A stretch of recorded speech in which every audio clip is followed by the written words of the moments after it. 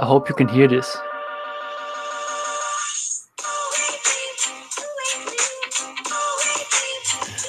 So good.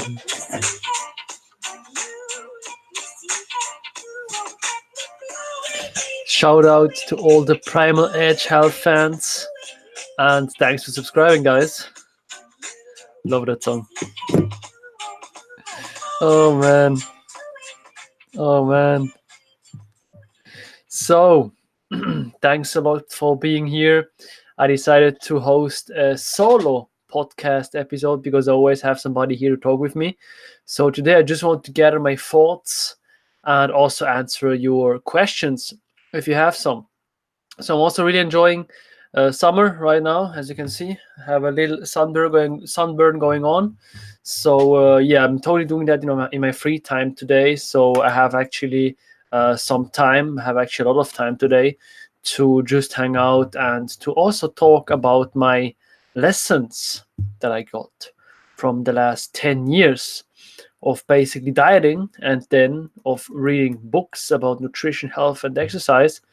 And then also after talking to all these experts, or some also might call some of them non-experts, depending on which side you are. If you are on the carnivore side or on the vegan side, you may call other people experts. But I just like to see both sides of the coin.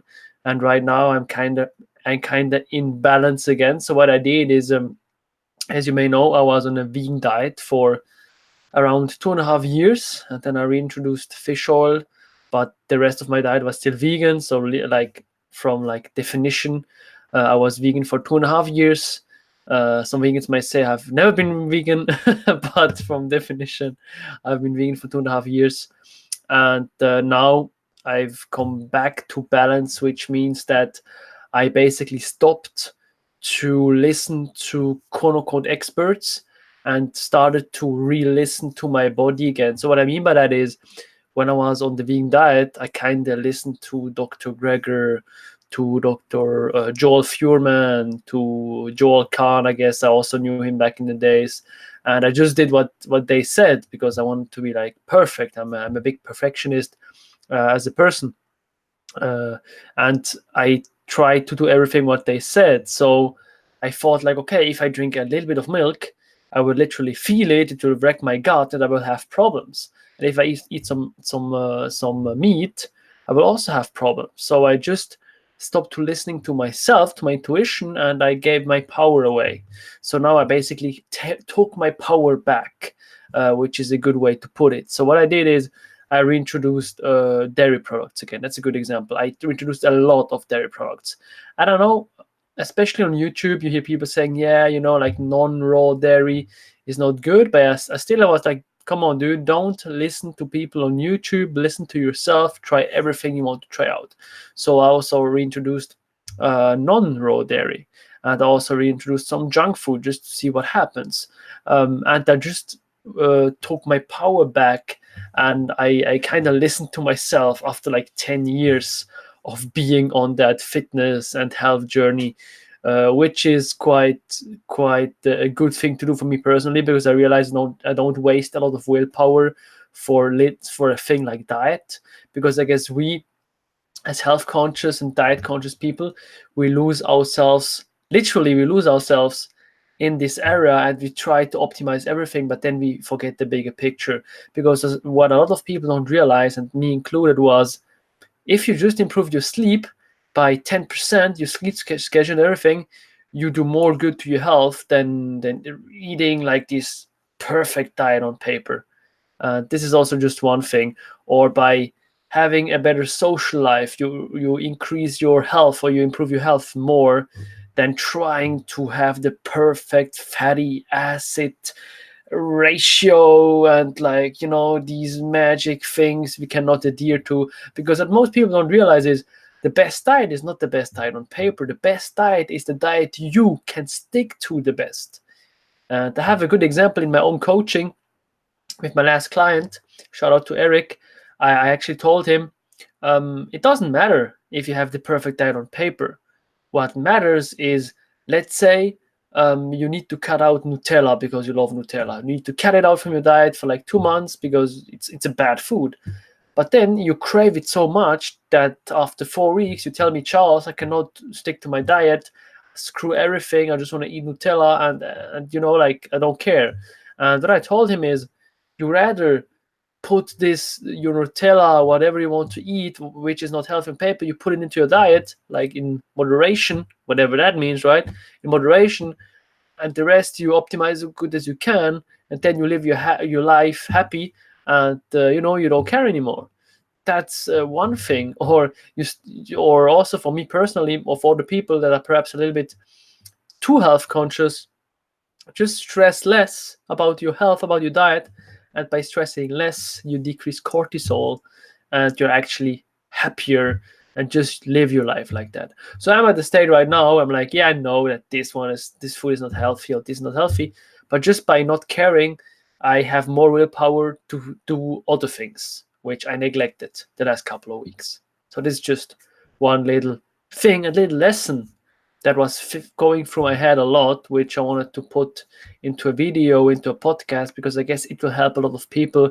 Because to be honest, guys, I mean, let's be honest, YouTube is a playground for mentally ill people. Not saying that everybody having a YouTube channel is mentally ill, not that, but back in the days I was a lot in forums, and in forums the people that had the most posts were basically those the people that were just sitting in front of a laptop the whole day, or in front of the PC, the computer, and writing posts in the forum. So then you need to ask, okay, why are these people in a forum for the half of the day?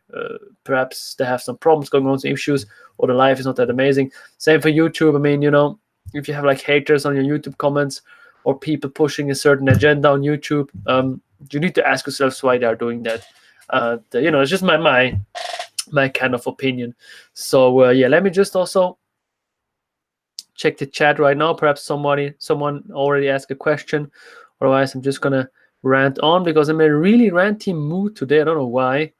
But yeah, that's what it's about today.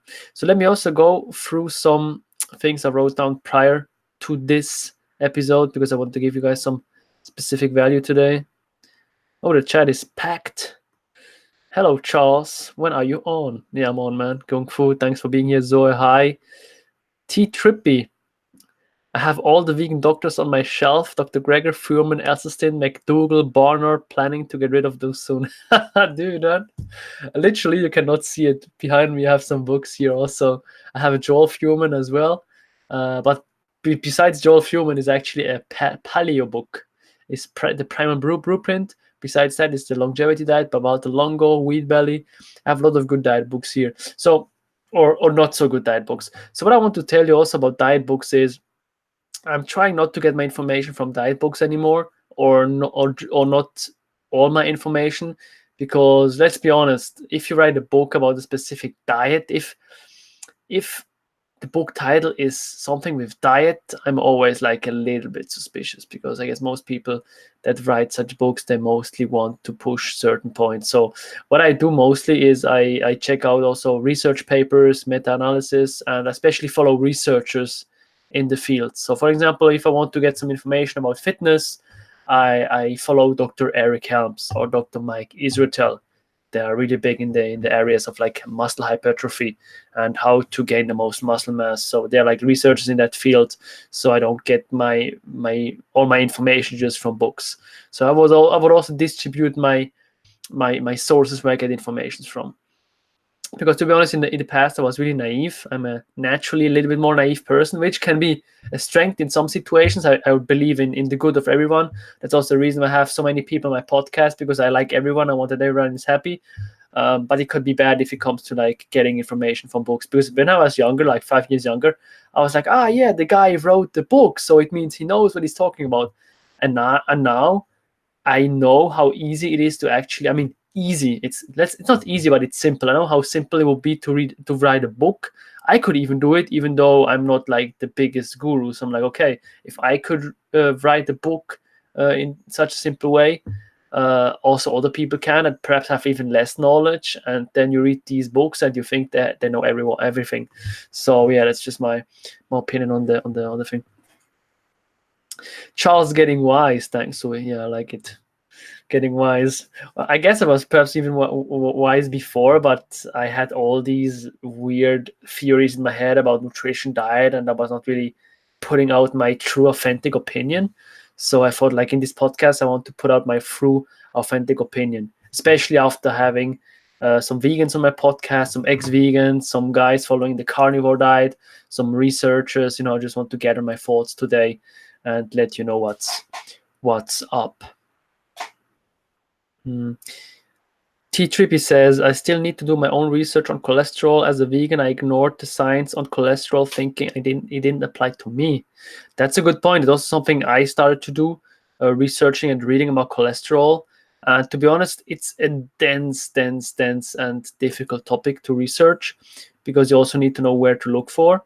So if you guys want, I can post some studies in the description below that I got from one of my most trusted sources, who is actually Menno Henselmans. If you don't know Menno Henselmans, I don't want to butcher his story, but I did his personal trainer online course, and he's basically a researcher in the fields of hypertrophy, or AKA how to gain the most muscle in the best and most efficient way possible, but also in a healthy way. And he in his course he has some studies that he refers to about cholesterol, and he also says that dietary cholesterol is actually, I mean, that you've seen it on YouTube as well. Dietary cholesterol is actually not that harmful to us. There are some people that have a genetic disposition to have increased serum cholesterol when they eat dietary cholesterol, but actually what is more important is also to keep, probably, I'm not 100% sure on that, but to keep your saturated fatty acid amount in your diet not too high, which means not to get all your fats from fatty acids. So they had a study, I don't remember which study it was actually, but they replaced saturated fatty acid with sugar, and the people had even worse blood cholesterol levels, I guess. I'm not 100% sure on that, like don't butcher me, but I will put the study down below. But I'm not the biggest expert on cholesterol. I just realized that if it would be black and white as we think, I guess we won't have so many opinions on cholesterol. So I believe it's not that black and white, because if you look at what else affects your blood your blood markers, it's actually your body weight as well. So I also tell that to all my clients. Actually, instead of worrying about cholesterol and here and there, look at your diet overall. Have like a diet that makes sense, and then also have a body fat percentage that makes sense and that feels healthy to you. What I mean with have a diet that makes sense is, if you have a diet with some fruits and vegetables and you move a lot, you have some sunshine every day, you sleep good. I mean, with diet, I mean a lifestyle, of course, as well. You have some lean and good protein sources. This is the diet that makes sense. Like, don't have a diet that has a lot of junk food in there. That's, for example, a diet that makes sense, or just processed foods. Then, if you decide to be fully vegan, or if you decide to go fully carnivore, or if you decide to do something in between, that's up to you. But what I would say is also keep your body weight and body fat in check. It's a big factor of staying and being healthy. Body weight and body fat. So yeah, this is one thing I wanted to mention also in this podcast here. And also regarding the carnivore diet and the vegan diet, to be honest, I don't know to this day if a long-term carnivore diet or a long-term vegan diet is actually a healthy thing for everyone. I don't know. I have also not taken any side. I had John Baker here. I had probably more people advocating the carnivore diet on my podcast than people advocating the vegan diet. Reason being is I talked to a lot of people on the vegan diet like 2 years ago, 1 year ago, and I just want to have conversations with people from the other side. But I haven't taken a side. Like I don't know, to be honest. What I know, or what my opinion is about the topic, is people have different genetic dispositions regarding how many enzymes they have to break down certain nutrients. So just try it out, like be on a vegan diet for 1 year, 2 years, 3 years. Like I don't care. Do it for yourself, but don't be attached to the belief system. Just do it for yourself. Experiment, because if you're attached to the belief system, you cannot stop when your health is getting worse. So just experiment, check how you feel, check how you're doing, but don't be attached to the belief system. Same with the carnivore diet. If you are attached to the belief system, your belief system will kind of take you down and prevent you from stopping the diet when it hurts you.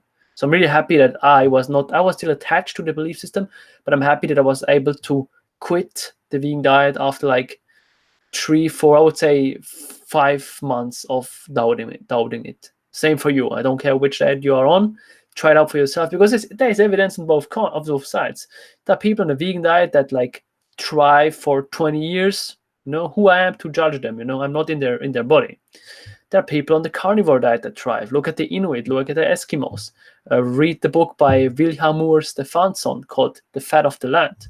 He wrote about the Inuit. He spent 12 years with the Inuit, and they were healthy people. They ate just meat, fish liver.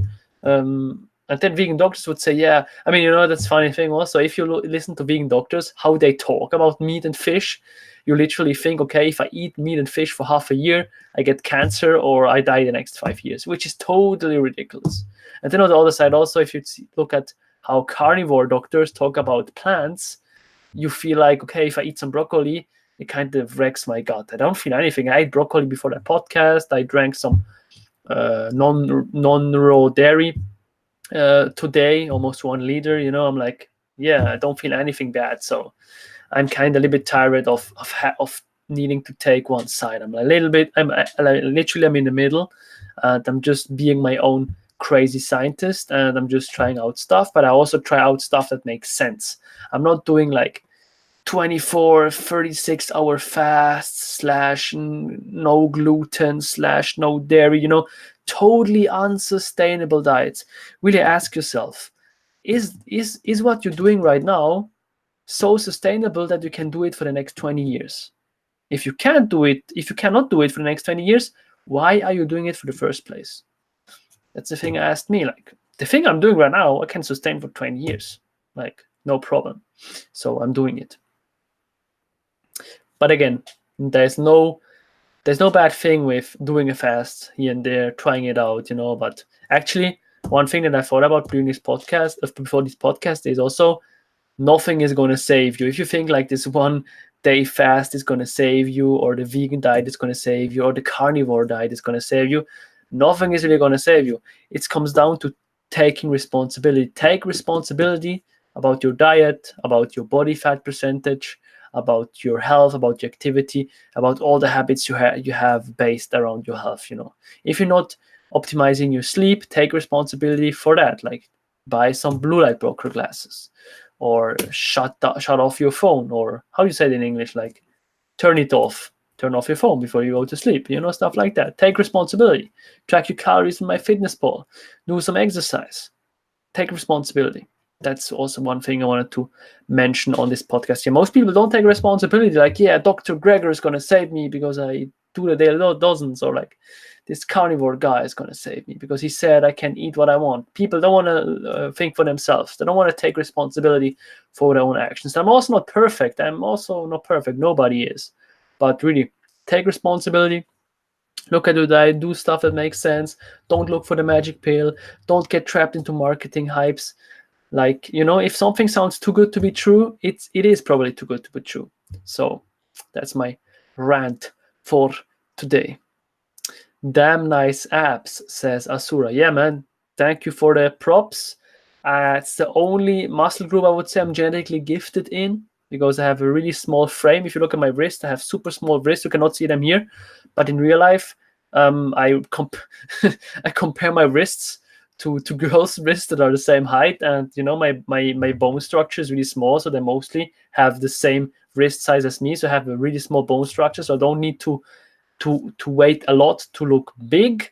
So I will probably never weight more than 75 kilos in my whole life, lean, or perhaps 70. So yeah, that's one thing I'm not genetically gifted in. I will never carry a lot of muscle mass, but what I have is big abs for my height. I'm 5'9", and my abs are the same size as guys that are 6'4". My friends that are 6'4" have smaller abs than me, so it's kind of cool to have symmetrical and big abs, which basically I always wanted when I was younger, so now I have it. But funny enough, now I have it, I'm like, yeah, whatever. I want the next thing. That's like human psyche. We think that we are so bad at estimating what will make us happy in the long term. So you think, as soon as I have abs, I will be happy. But then you have abs, and you're like, okay, I want the next thing. I want the next thing. And I guess the magic thing about becoming adults is just to realize life is always gonna suck. But if you accept the fact that life is always gonna suck, your happiness actually increases. So it's a paradox. You need to kind of let go of the need to get things, to be perfect, to be pure, to have everything you want. You need to let go of that. And as soon as you let go of that, you basically, it's like a ball. You push a ball in the water, and then you let it go, and the ball comes up, and then you're happy. Oh, okay, I probably don't need as many things, and then you can live a more authentic life. But this is a topic for a philosophy podcast. So let me know if you want to hear that in the comments below. But yeah, it's a thing I have thought a lot during my early years and also right now.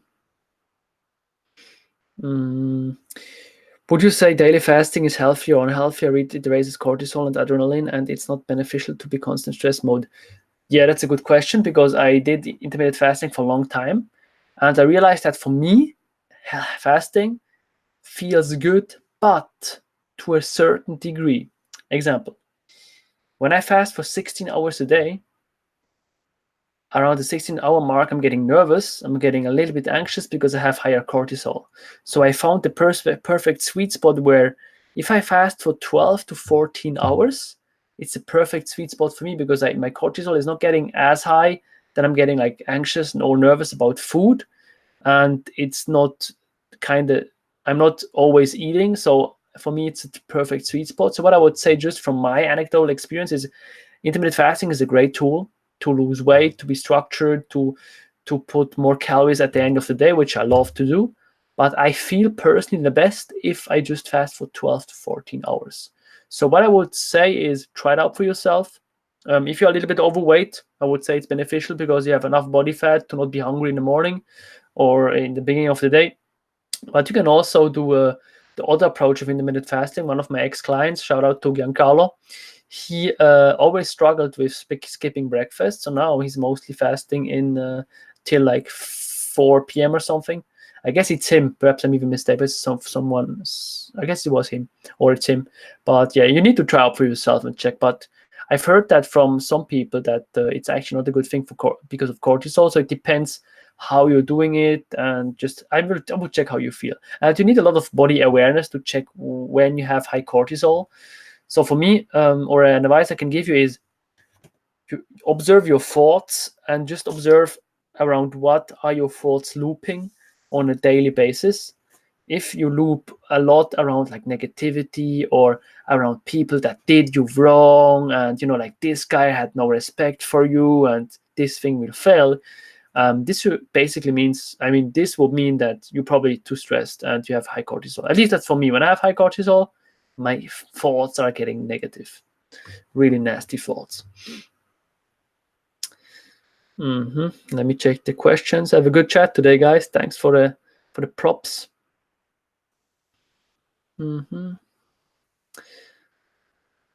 So, Charles, have you read the Continuum Concept? PJ Dawes Live has 2 videos on it. One's called Why is Anyone Depressed? He explains it quite well.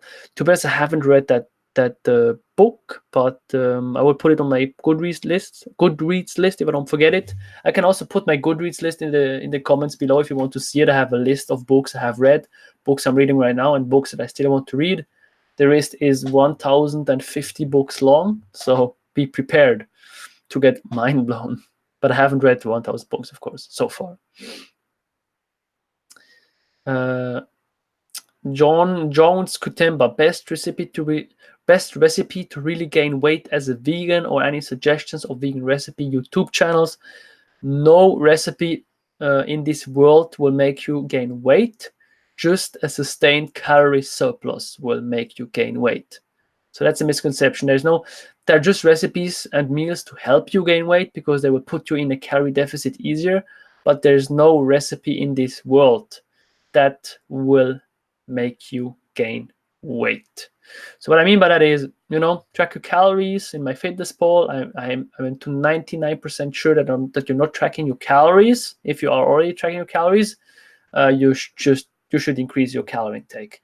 What I did to gain weight as a vegan, which was not that difficult to be honest, is a lot of nut butters, oats. Like what you can do is mix oats with some coconut milk and put some vegan protein powder in there, some nut butter, and you have easy 1,500 calories. Like it's not that difficult to eat 2,000 calories on a daily basis as a vegan. You just need to eat a little bit of junk food, and you're good to go. It's also regarding veganism. That's a good topic I wanted to touch on in this video, because I don't want to apologize to my vegan viewers that I don't regret anything I said, but I need to be honest here and authentic because, I don't feel hardcore different now that I'm not vegan anymore. I'm just way more chill because I don't need to think about where can I get my next meal in that is vegan friendly. So now I'm just like, okay, I can eat dairy, I can eat meat, I can eat everything I want. So I guess this was the biggest benefit of not being vegan anymore, is just to have that mental burden be gone. And of course you can argue, yeah, it's easy to find vegan options. Of course it's easy. But right now I want to gain the most amount of muscle possible in the shortest amount of time. And if this is your goal, you need to stick to a certain protein intake. And my protein intake is really, really high, my body weight, because I realized that's the thing that works the best for me. And then I don't need to carry a lot of vegan protein bars and vegan protein shakes with me. No, I can just eat whatever I want. So, I guess this was the biggest benefit for me. Now we can argue, okay, you have never been really vegan because a real vegan would not do that. And I'm like, okay, dude, that's a valid statement that I haven't really been vegan, and I just did it for the wrong reasons. I totally accept that, and I'm happy with that statement. And if people quote me on that, that's totally cool. And that's it. Otherwise, I would say some other benefits is just don't know. Otherwise, I don't have the anxiety went away, but I also stopped to drink caffeine almost entirely. So I just feel more chill because of that. Digestion is better, to be honest, because I realized if I eat a lot of plants, my digestion is getting a little bit weird. Not super weird like other people have had it. But yeah, what's the biggest benefit is not some magical thing. It's just I don't need to think about where can I get my next vegan meal in.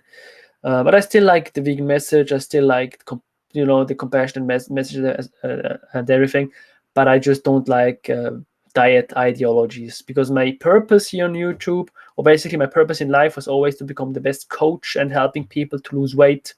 In my profession, I help entrepreneurs and busy men to lose weight and to build muscle. So this was always my purpose.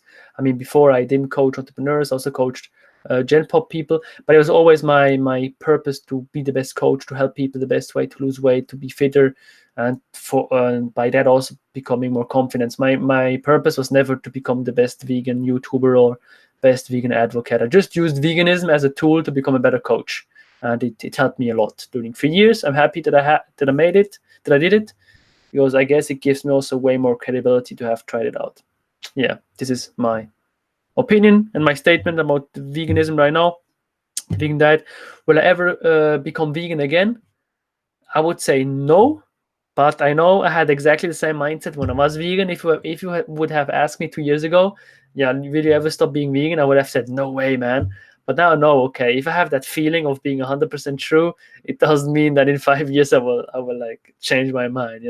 I guess no, but I know how the human mind works. We have our cognitive biases, we have our psychological mechanisms that kind of make us delusional. Our brains are not made to be objective. If you think that your brain that you are so objective because you're so non-biased, no, there's no such thing as a non-biased human being. That's the reason also to not just have friends that think the same. You need to have friends that have other opinions, just to put your mind in the right state and to be a critical thinker, to be a critical thinker.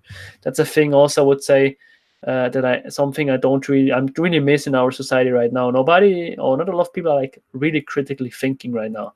They check like, okay, this guy has 1 million YouTube subscribers. This means everything he says is right. And the other guy has 1,000 YouTube subscribers. This means that not everything that he says is right. But that's just not the case. That's just called social proof, social bias. Where are you from? And did you meet many vegans in real life? So what do you think where I'm from? I'm just curious. What do you think regarding my accent? I can also talk with a more strong accent, oder? We in my country, we talk like that, really strong. But we also have people that are another mother language. They have another kind of accent, but I cannot really do it on the stream right now. It's difficult.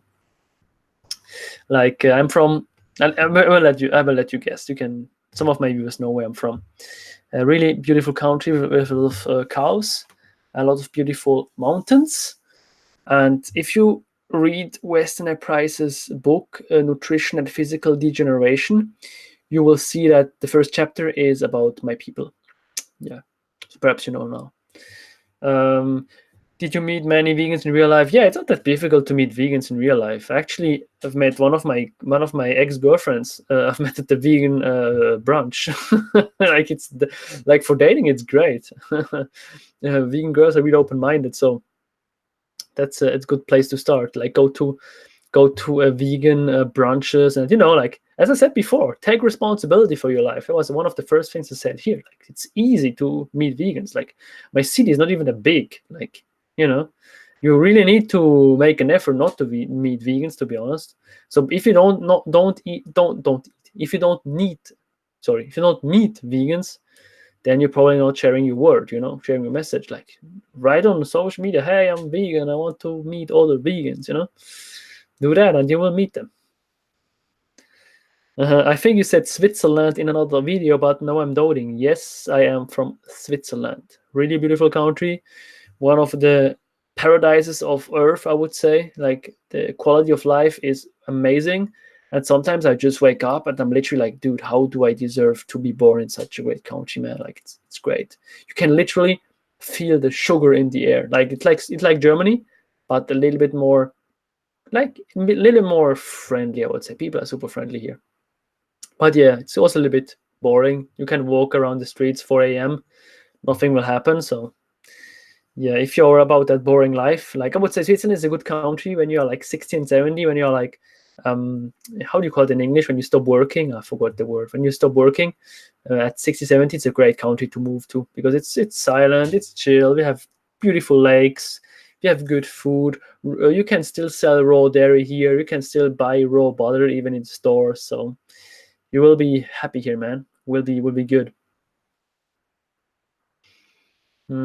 If foam rolling hurts, does that mean your fibers are clogged together? For example, my back hurt in the beginning, no pain when rolling at all, but my legs still hurt like like a MF when rolling. To be honest, my legs also hurt when rolling. I almost have tears in my eyes when I foam roll my legs.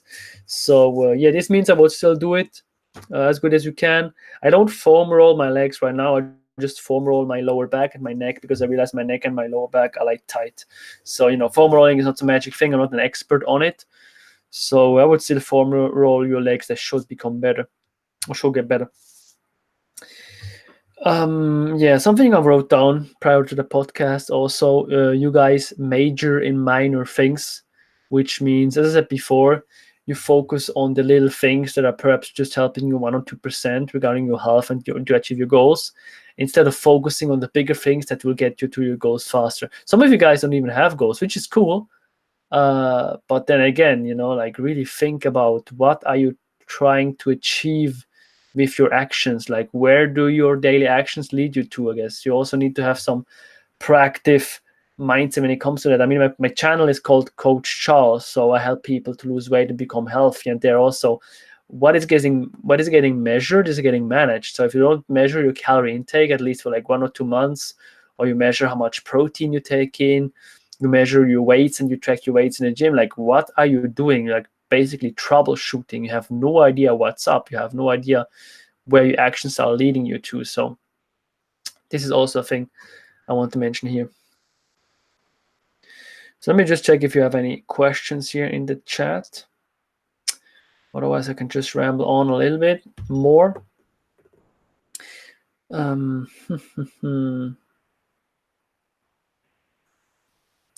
you still recommend Dr. Greger's book? You did that in a recent video. I think it was How Not to Die. Yeah, so Dr. Greger, right? That's a good topic. So I try to be as objective as possible. Of course, I can't because I'm biased. First, I loved him. Then I didn't love him. And now I'm like, So about Dr. Greger, the thing I really like about the guy is he, like his intentions are good. He's not like saying like, yeah, I want to like abolish meat and like I want to stop people eating meat because it's the worst thing ever. No, I mean his grandma had a stroke or a heart attack, something like that. She recovered and now he wants to help other people, which is great. I like that. And also in his book, if you read the book, you are really motivated to eat more fruits and vegetables.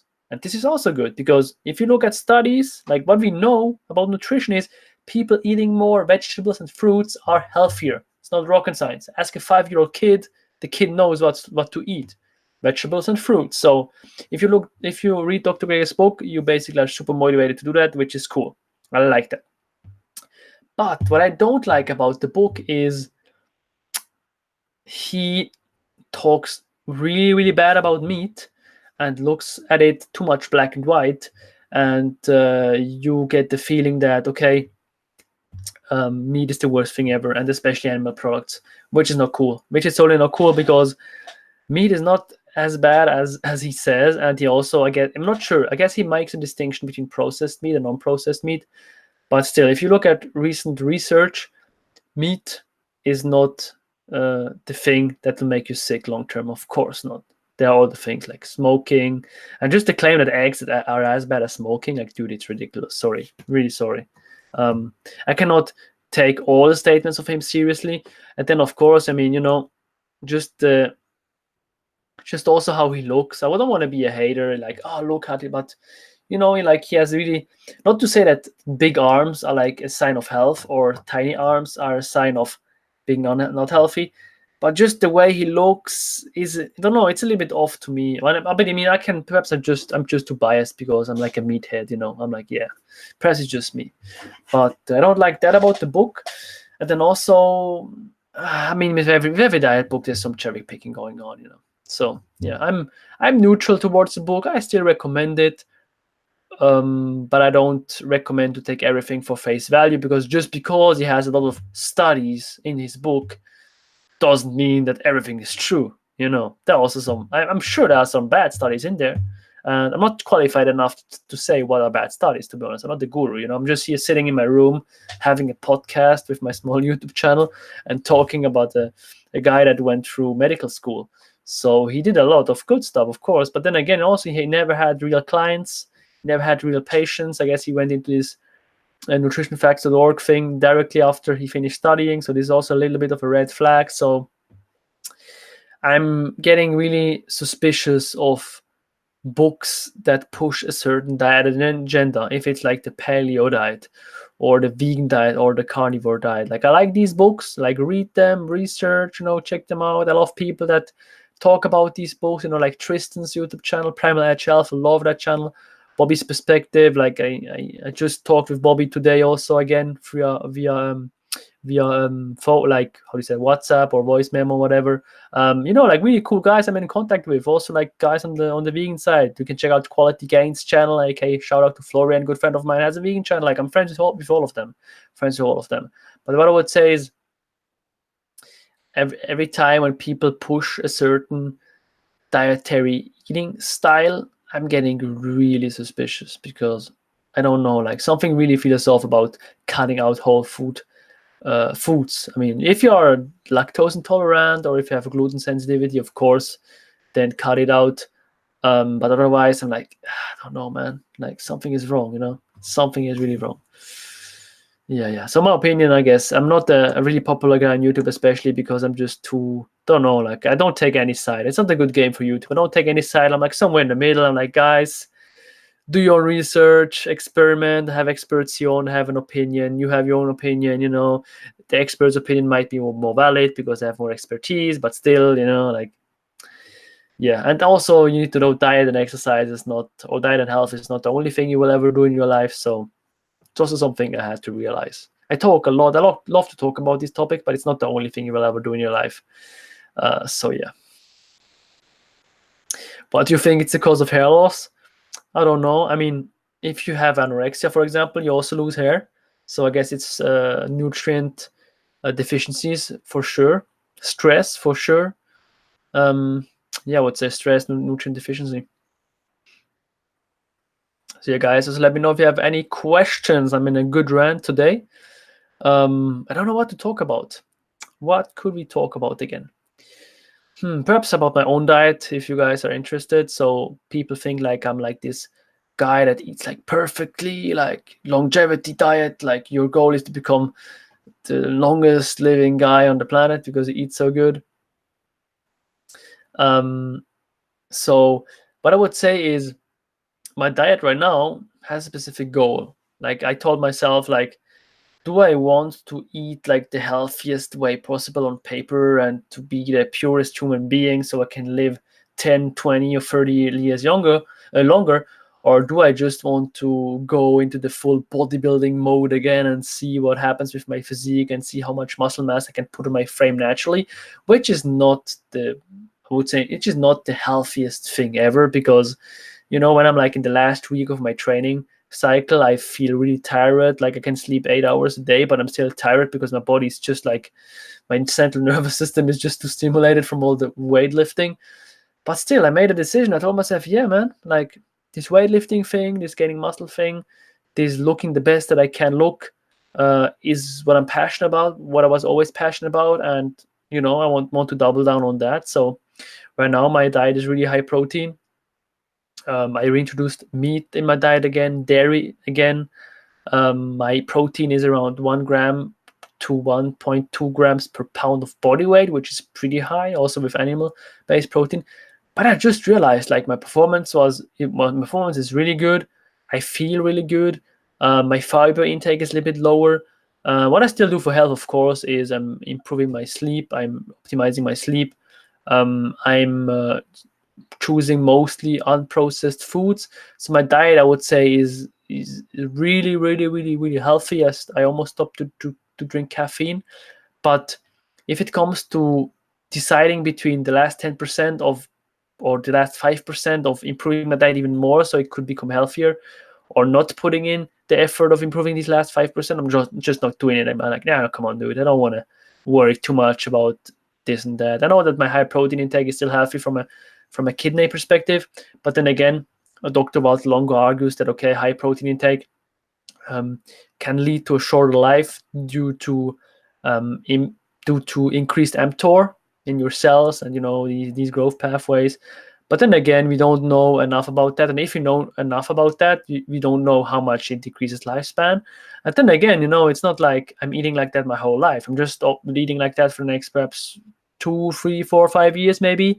And then when I'm 30, my goal will be maximum longevity and to delay the aging process. But if you're overweight right now, you should stick to a higher protein diet because by losing the body fat, you will actually increase your longevity. So you can also argue from that point. It's not either or. It's not like this diet is the best. If you do that, it's that outcome. There are so many variables that are like playing into that. And for me also, the reason why I'm sticking to my exercise regimen is because I know my diet is getting me to my goal the fastest way possible. So if I wouldn't have that diet, I wouldn't do so much exercise. So perhaps then I would be unhealthier by definition because I'm just doing less exercise. So there's so many gray zones that I just stopped to care. Like I just stopped to care. I'm just like, man, that's my goal.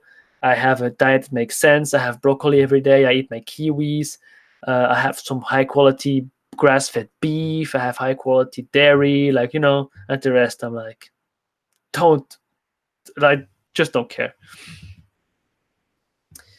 You don't take sides because you're intellectually honest. You admit that you don't know everything, unlike others. I appreciate that. Thanks, Asura.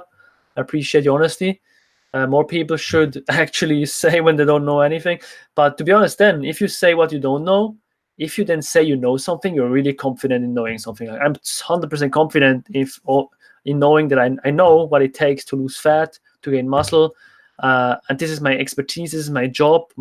This is the way I give values to my clients. I know that in a really good and honest way. And the rest, I'm like, yeah, perhaps I'm not the expert in that, but I try to be as authentic as possible and telling you what I think is the truth. All food is not created equal. Sick soil creates sick plants create sick animals. Yeah, that's the thing. So how do we actually know if the soil we are getting our food from is sick or not? We don't know. I mean, do I go to what I just know is I know where my raw dairy is coming from because my cousin is selling the raw dairy. Okay, I can watch the cows. They look quite healthy to me. But otherwise, I don't go to the guy I'm getting my rye bread from and ask him, hey, is the soil good? I don't. So if you're honest to ourselves, we actually don't know anything where our food comes from. We don't know. So we have no real power over that. So just make the best decisions. Keep your body weight in check and control that, because the only thing that you can control is your body weight, your body fat, your exercise regimen, and then choose non-processed food. But then you don't really know how good the soil is. So just do the best you can. There's a good quote from I don't know who said it. There's a quote. It goes like, accept the things you cannot change, have the courage to change the things you can, and have the wisdom to know the difference. So again, accept the things you cannot change, have the courage to change the things you can, and the wisdom to know the difference. So if you cannot change anything, accept it. If you can change it, change it. And then also know which things you can change and which things you cannot change. Yeah. About sick soil, that's a vegan myth. Vegans claim soil is depleted of minerals, but vegans actually need animal products to get minerals. Have no idea, man, to be honest. I don't really know. I don't, people ask me also on Instagram on a weekly basis, like, yeah, debate this guy. You sound really honest and intellectual. But I'm like, dude, like, who wins from debates? No one wins from debates. Discussions are cool, but no one wins from debates. We don't know as much as we think. Like, people throwing out these studies. I'm like, dude, like, if you would know so much, then it wouldn't be so you wouldn't have so many opinions, in my opinion. People would be pretty clear. I mean, we know that vegetables are fine, so almost everyone is saying, okay, eat vegetables. But then regarding meat and non-meat and dairy and here and there, it also depends where you're from, of course, what your genetics are, and yada, yada, yada. So, yeah. Is the labor organic in Germany, Switzerland a scam? Are they really pesticide free? I guess they're not pesticide free. I'm not sure, to be honest, because again, I never really informed myself about that, because I'm like, yeah, come on, I cannot really change it. Like, I can just buy organic, but then I don't know. Like, should I then grow my own food? No way. I don't have the time for that, man. I have a life to live. It's my opinion. You can grow your own food, like my friend Victor from the YouTube channel. Forgot what's the YouTube channel called? I know Victor is own homegrown big, exactly. Is his YouTube channel. He does it, but I'm like, dude, I need to do other things, man. Well, don't need to, but I want to. Another quote: absorb what is useful, reject what is useless, add what is essentially your own. Yeah, that's good. It also goes into the topic of reading books, which is one of my biggest passions besides working out. Because if you think about it, if you read a book, there's a guy that spent, perhaps, let's say you read Influence by Robert Cialdini, a book everyone should read. If you value your life just a little tiny bit, read that book. It's called Influence by Robert Cialdini. He was a psychologist that studied what happens when you influence people and how to influence people. So he wrote the whole book about his 20 years studying influence and persuasion. He wrote a book about it. He paid some editors that they can help him to put his ideas in an even simpler way on paper. He paid them. he studied that for 20 years and you can buy it for 15 or 20 bucks. I'm like, dude, if you're not, I don't want to insult people or listening to a podcast, but if you're not reading on a weekly basis, on a monthly basis, you will fail in your life. That's my opinion. Like, okay, you can say, yeah, Gary Vee didn't read a book, but you're not Gary Vee. You're not Elon Musk, and Elon Musk read a lot of books. So, if you want to grow in your life, you need some humility to read books. And I've read so many books, to be honest. It's crazy. I even read too many books. But, in my opinion, you cannot read too many books. You can just read the wrong books. Yeah, man. Do you use water filters? No, I'm not. I don't know. I could, but then again, I live in Switzerland. I argue we have the best water in the world, but I guess everyone says that from his country. So, I'm like, I have enough to do with optimizing my sleep and my stress, and taking some supplements in there. That's the thing. And then also, Asura, you asked a question about water filters. Do you use blue light blocker glasses before going to sleep? And I argue that if you do that, you would improve your health more than using water filters. That's just my opinion. Because the claim that these guys that sell the water filters have is they tell you, yeah, it's not acidic, it's alkaline water. But then again, they have no study. I guess there is no study out there showing that alkaline water is improving your health. So don't get scammed. I'm not saying it's a scam, to be honest. I'm not saying it's a scam. I never tried it. So if I never tried it, I don't have a strong opinion on it. But I'm just telling you that perhaps you focus on other things. You do blue light blocker glasses. Okay. If you do that, you can perhaps improve your health more by doing that. But yeah, that's my opinion. It's not a myth. Industrial agriculture has depleted the soil and will cause desertification. However, vegans use it as an excuse and ignore that we need animals to feed the soil. Yeah. It's I don't know. I don't know about this whole plant-based agenda thing that they will prohibit us to eat meat and stuff, But there is a reason why I will buy some Beyond Meat shares. So just take that. If stuff hits the fan, I want to be on the side of making cash. I'm totally honest with you guys. I'm totally honest with you. Like as Asura said before, Kung Fu, as Kung Fu said before, add what is essentially to your own. So yeah, I'm gonna add that. But yeah. So you live in Switzerland, so I think it's safe to drink straight from some rivers, not like in the US. Yeah, to be honest, do you know the water Evian? It's called Evian, Evian. You can buy it all over the world. It's basically water that comes from.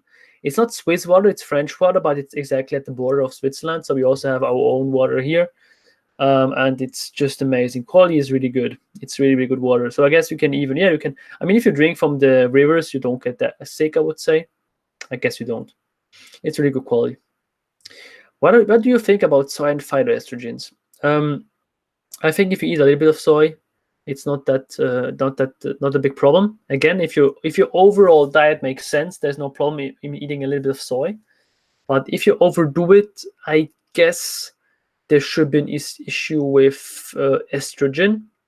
But then again, I would need to check out the studies because I don't eat and drink any soy. Reason being is I realized, or I checked out Menno Henselmann's stuff, and he also says that there was a study. They checked how much soy protein is increasing muscle protein synthesis compared to whey protein. And the same amount of protein, like they got 30 or 40 grams of protein from soy, it increased muscle protein synthesis less than whey. So I'm like, dude, why should I drink soy milk if the protein is like less absorbable for me? I'm like, dude, no way.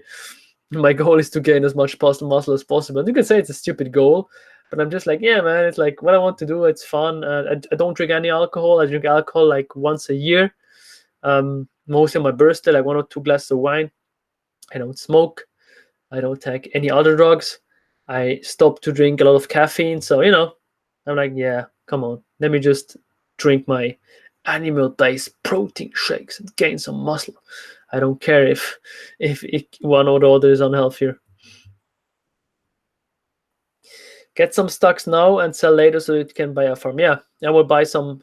I will buy some stocks, perhaps. Yeah, let's see how many. And then later I will invest money in something else. I just listened to an audiobook today, and he also said money needs to be in movement. I listen to audiobooks every day, and he says money needs to be in movement.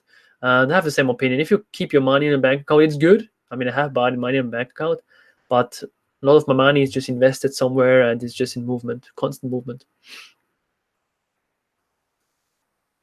I once drank from a river in Germany and got really sick. It's the only time I got sick in years. Yeah, I mean, to be honest, we as people here in Switzerland, Germany, we don't drink from rivers. I guess it's not a good thing.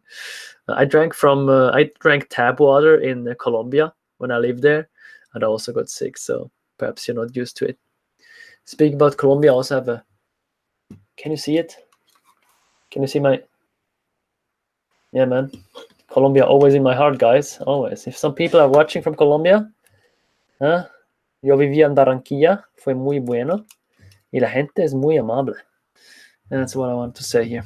Yeah, I can also make the next podcast in Spanish, but it's a little bit. My Spanish is getting old. Actually, if you want to maintain your bilingualism, or if you speak multiple languages, just change your language, the language of your phone, into another language. So my phone is totally in Spanish, so then my brain needs to be switched on, and my brain needs to basically maintain a certain level of Spanish, because otherwise I cannot use my phone anymore. So yeah, just change the language of your phone into a language you want to learn, and you're good.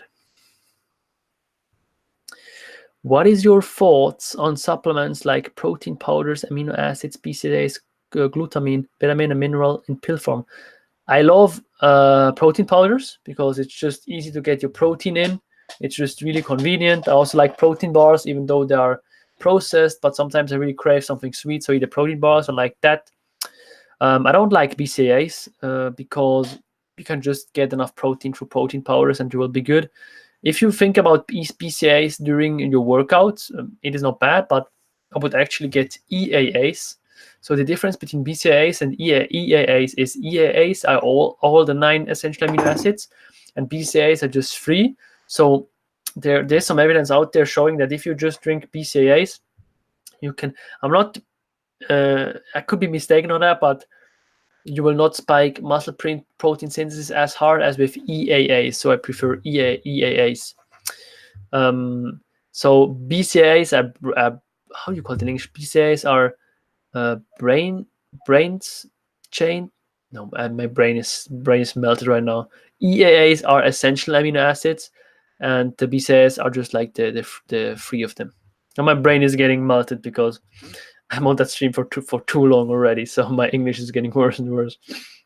So I'm not a big fan of BCAAs, but I'm a big fan of EAAs. And the stuff like glutamine, I don't really know if you need that, to be honest. Like, track your protein, track your calories. You don't even need creatine if you do that. The only thing I would add, as I said, creatine is good, but just the other stuff, if you're not a professional bodybuilder and want to compete and want to really get every percent out of that, squeeze everything out, I would not bother with glutamine. Vitamin and mineral pills makes sense. I take magnesium on a daily basis because I know my diet is, or basically my needs are a little bit higher because I do a lot of exercise, so I take magnesium. But then again, if you have an already good diet, you don't need that stuff. I take a lot less supplements right now than I did 1 year ago. 1 year ago, I had like 13 different supplements. Now I perhaps have like 5 or something. I take vitamin D, omega-3, K2 on a daily basis, which is all in one supplement. It's really convenient. Then I take magnesium. I take whey protein, creatine, and that's it. Then I take also something I got stressed, like L-theanine, ashwagandha sometimes, L-tryptophan, or L-tyrosine. Also, like, I just take stuff against stress because I tend to be stressed faster than other people. Just how my brain chemistry and my central nervous system is built. So yeah, you need to know yourself and then just to check what's up with you. That's also the reason why I stopped to drink caffeine, because I realized, okay, my central nervous system is really sensitive. So if I drink caffeine, I'm too wired. It's cool if I go out and party, like drop some coffee, it's amazing. I can rant even more on coffee. Like, if I would do this stream on coffee, I would be like, ba, ba, ba, ba, ba, ba. It's amazing. I love it. But then again, it's not good if I always take it. Why do you think today's man has only a fraction of the testosterone levels the average man had just 100 years ago? Simple answer for me personally is you don't spend enough time out there on sun, or we don't have enough sunlight. Also, we don't sleep as much and as good. And we have a job we hate, which is also big. If you have a job you hate, if you're not connected to your purpose, or if you don't have something you love doing, you will also have worse testosterone levels. So not enough sunlight, and then what did I say? Sleep. That's like my two biggest things, and then also have a life that you love, and then you will be good. Yeah, sorry, branch chain amino acids. Yeah, this is it. What is the traditional Swiss diet like? You can check out Nutrition and Physical Degeneration by Weston A. Price, the first chapter. But I also asked my grandfather. He's in 1999. He's a true badass. Shout out to my grandfather, but unfortunately he never used the internet, and he doesn't speak English. But anyway, 99 years old. But anyway, he and his wife, who is also 96, my grandmother's 96, they live together. She still cooks for him. Like, it's amazing to see them still thrive. And I asked him, and he said they had their own animals. They had some rabbits, some chickens. They had, I don't know if they had pigs, but they also ate potatoes. They ate some bread, but mostly animal products. They had ate some raw milk, and that's it, I would say. So the fats came from animal products, raw milk, raw dairy, raw butter, and then they also had potatoes, quite some potatoes, vegetables, all organic, and then they also had their own animals, which my grandmother also had. She is 98 right now, and I also talked with her about diet. I actually recorded her when she talked about diet, but again, in my native language, so you guys will not understand it. But I just recorded it for my future generations. I recorded my grandmother, which is cool. Like, if you have some grandparents that are almost 100 years old, or just like 80, 95, record them on your phone. Ask them, hey, can I record you? Talk about your life. And it's amazing what kind of stories they tell you. And also amazing what kind of stories they tell you about your parents. Super, super funny. So you read Weston A. Price. Do you know how to regenerate teeth? Yeah, like in his book, he talks about the fat-soluble vitamins, A, D, E, and K. So if you have a diet high in these vitamins, you will basically regenerate your health and probably also your teeth. But I'm not a dentist, so don't take it for face value. But in his book, he actually says that. I actually also just read 2 chapters, and there's a summary chapter 14 or 15, something like that, where he talks about that. So yeah, fat-soluble vitamins, high-quality animal foods. This is where you need to go. Can you talk the American way? What do you mean, the American accents? No, sorry. I'm like, I can not do a lot of accents. I can do Texas. I'm from Texas. But then again, no, I cannot do English accents. I can do some French accents because my second language is French, and I used to speak French a lot, and I can do the French accent, but I cannot do other accents. Did you taste raw milk? Does it taste very different? Yeah, raw milk is amazing. It tastes good because it has a high fat content, but you can really smell the cow out of the raw milk. Like, my father actually told me he can also get some raw goat milk from me, but he told me you will really smell the goat. So I was like, no way. So you can smell the cow a little bit as aftertaste, but then again, I just appreciate it because it's a natural product, and I can literally watch the cows. Like, when I look out of my window, I can almost see the cows on the grass. So it's just beautiful, and it's cheap, 80 cents per liter, and you get so many calories, so much nutrients. Again, I'm not advocating to just drink raw milk, make your own decisions. I read a good article by Chris Kresser. You can go on chriskresser.com and type in the raw milk reality. He has a 4-type series where he talks about the risks and the benefits, because of course you can get some harmful diseases, quote unquote, through raw milk, but then again, you can also get them through meat. So, make your own decisions. I'm not a health specialist. Right now also, I'm not eating raw milk. I'm eating a lot of non-raw milk, but I will drink again raw milk. So, can we get enough vitamin A from plant sources? It depends if you have the gene which is called the BCO1. This is the gene that converts beta carotene into retinol, aka vitamin A. If you don't have that gene, nope, you can probably not get enough vitamin A through plants. If you have that gene, I guess you can. I don't know if I have the gene, so actually after that stream, I will eat some beef liver with some retinol. Some people say you can get vitamin A toxicity from beef liver. I checked it, I researched it, and the amounts you would need to eat it are immense. You would need to eat 150 grams of liver for like 6 months straight to probably get perhaps toxicity. And acute toxicity, you will need to eat like so much liver, like, just have a diet that makes sense. I eat liver like 2 or 3 times a week, even twice right now. Get some goat milk and make cheese. Yeah, like when I was young, like 10, 15, I mean, I'm still young, I would say. But when I was like 10, 15, 12, I went a lot with my parents on the weekends. We went up the mountains, which are pretty near, and we ate and bought a goat cheese right from the farmer. And just talk about it, I'm getting like craving a little bit. Like, it's good cheese directly from the farmer, like so good cheese, goat cheese. So yeah, again, don't be too dogmatic about your food. Then again, I was also asking myself, when I was vegan, I was like, yeah, they're raping these cows for the milk and stuff. But then I was like, dude, what happens to the cows if we put them in nature and we are like, okay, we don't take milk from you, but here's nature, do what you want. They will die in like 1 week, perhaps. You know what I mean? So it's a two-way relationship there. But again, I agree. There are some farmers that miss how do you call that?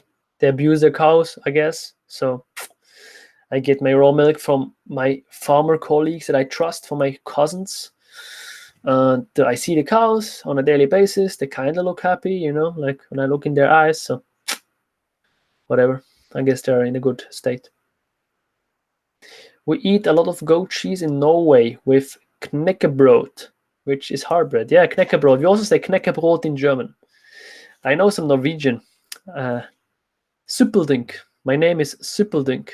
You can figure out what that means. I guess I pronounced it right, Suppeldink. I don't remember a lot of Norwegian words. I have a good friend of mine. He's Norwegian. You can check out his YouTube channel. It's Lee Loves Rock, or no, Lee Likes Music. He has 200,000 subscribers. Great guy. But I don't know a lot of Norwegian, to be honest. I knew some. I did some Duolingo before I went there. In the US, almost everyone is cutting out dairy. The plant-based milk selection in stores is larger than dairy milk.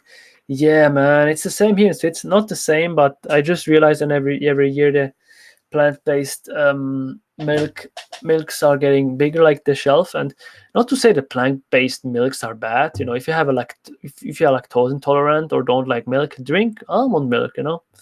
Don't be too dogmatic about it. It's not, in my opinion, humble opinion. It's not black and white. Humble opinion, might be wrong.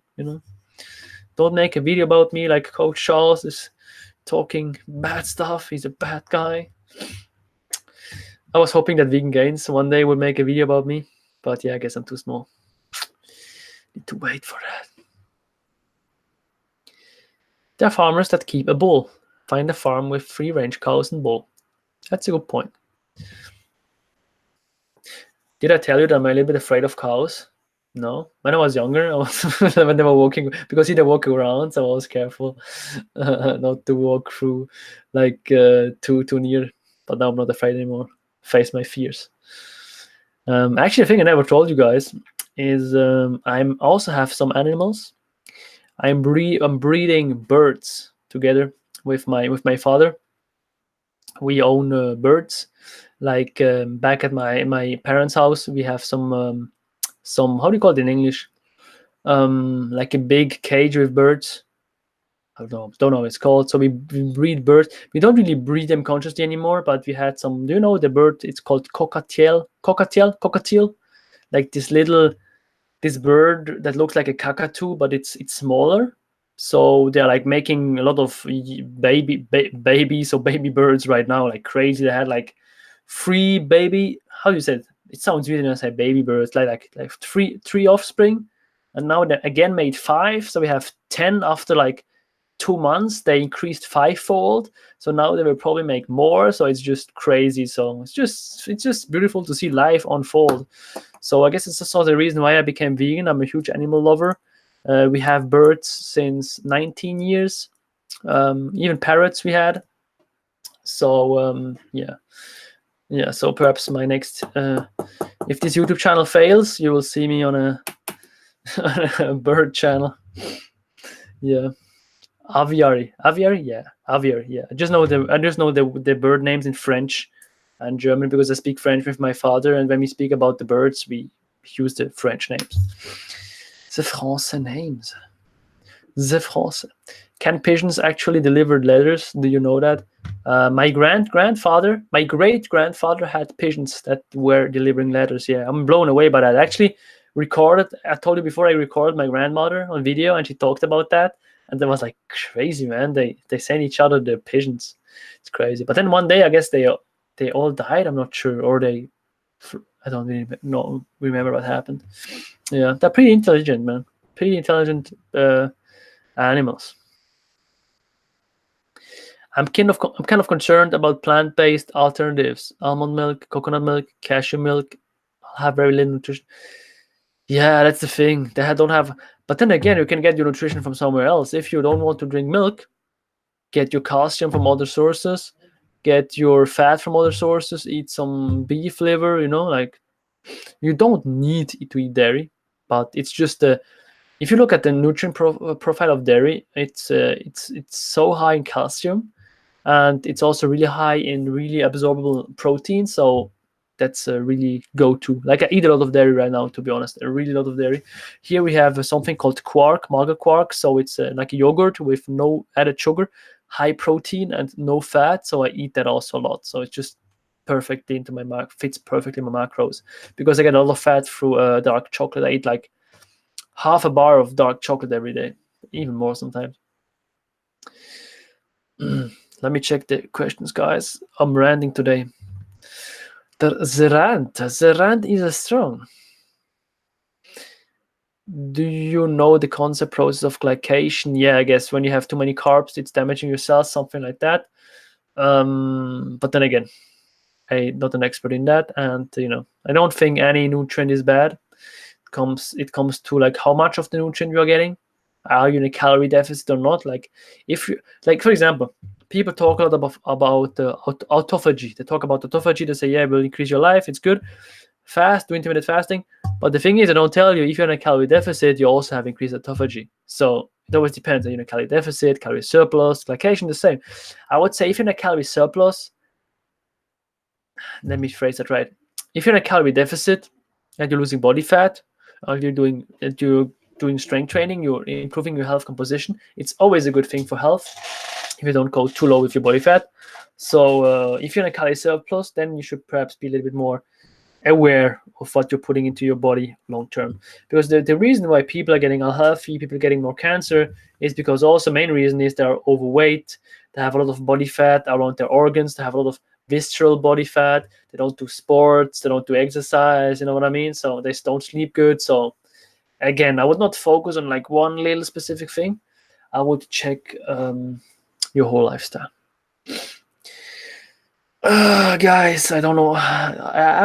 I'm already online for 1 hour. It feels like in my brain I'm already online for 1 hour. As soon as I talk or rant in English for too long, I'm feeling it in my brain. It was also like kind of sad when I was talking to Tristan. I realized Tristan, aka Primal Edge Health, shout out, would have been able to talk longer perhaps, but I was just like too tired. I was like, dude, man, so much information, like, bro, brain fog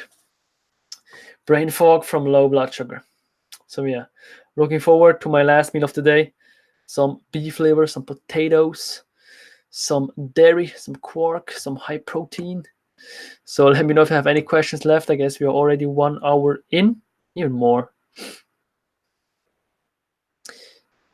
So I guess we are good, guys. I will just stay here for like 3 minutes more. If I don't get any questions for like the last 3 minutes, I will call it a podcast. I will call it a stream. So yeah, thank you so much for being here. Thank you so much for all the support. Let me also know in the comments below what you would like to see next. If you enjoy also these solo podcasts, or if you want to see like a a podcast with a specific person, let me know. On Facebook, somebody mentioned vegan gains, but I guess if I would have Richard here, I don't know if this would be a good discussion. This would be more of a debate, and I'm just not here to debate people. That is not my thing. So yeah, 2 minutes left. If I don't get any questions in 2 minutes, I will just call it a day, and I will upload it on YouTube. So yeah, as I said, if you want to see something specific, let me know in the comments below. Thank you for subscribing. Thank you for liking the video. Thanks, Charles. Thanks, guys. Stay awesome, you guys, as well. And as well, if you have my Instagram, guys, you can pop in a DM into my Instagram. I just chatted with Kung Fu the last couple of days, so I always appreciate it. My followers are checking out my stuff on Instagram, so we can engage a little bit. Sexy Beast says Nick. Thanks, Nick, bro. You're a little bit too late to the party, man. I was ranting for the last 1 hour and like a couple of minutes. Like my brain is fried, but let me know next time. Hey, brother. So, guys, I guess we are good. Thanks for your support, and I will see you in the next one. Cheers.